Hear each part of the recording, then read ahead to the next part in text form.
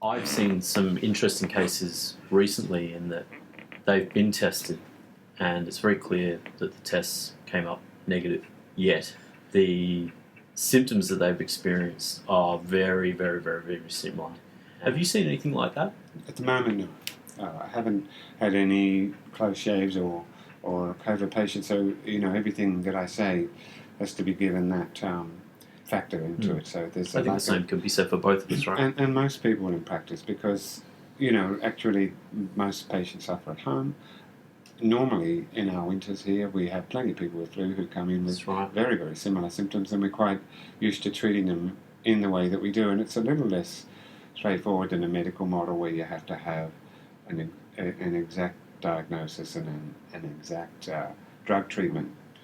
As we're talking about immunity here at this stage of a conversation, there's a good number of things that we can do to create a better immunity in the first place, and that goes beyond just getting people to reduce their sugars and obesity. But vitamin D is pretty critical, probiotics. We've talked about these kind of things already. We won't stress that too much, but when it comes to the inflamed stage, our herbal formulas like Armour Force, the ones that have andrographis and echinacea in them, they do manage this sort of cytokine storm factor, and we like to use quercetin in that stage if we would have patients come to see us with this type of symptoms from what it might be flu. In most years, this year we hardly see even the flu patients, right? They think that that's the mask, for sure, the mask thing, for sure, right? The whole hygiene answer to viruses that are through the spittle and sneezing and so on. They said that the flu season here had been reduced down to 21 days.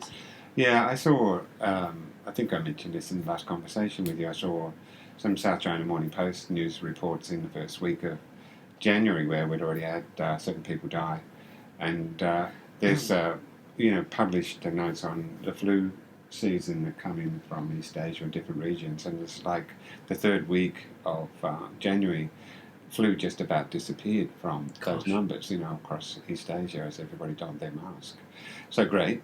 So we probably saved 150 lives from the flu virus. Which is 10% of the people who have been infected with COVID, so right? not a bad start on public well-being. So but coming towards the topic again of what do you do, so high doses of quercetin. You and I have been exchanging quite a bit on berberine, and there's good amount of research, and maybe we should identify why.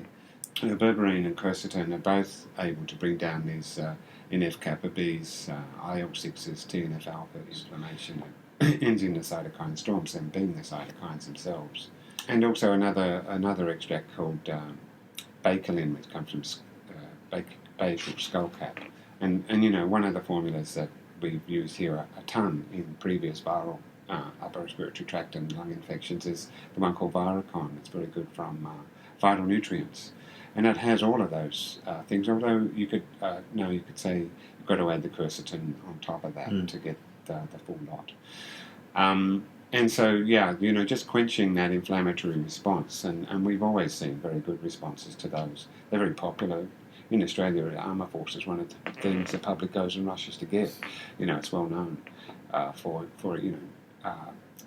hot coughs, if you like, bronchitis, which without much phlegm and all that irritation.